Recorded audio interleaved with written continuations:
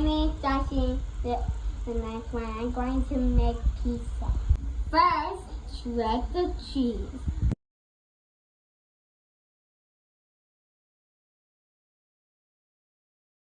Cheese looks great. Second, we're going to put the bread on the tray. You're going to put all of them on.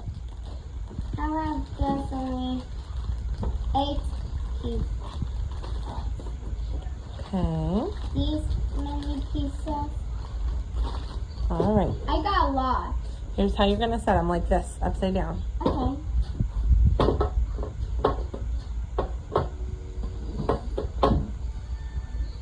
Perfect. First, we're going to put tomato sauce on a piece of bread. Okay.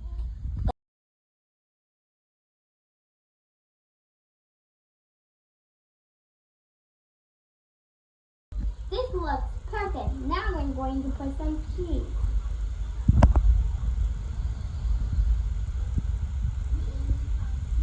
You are a pizza chef.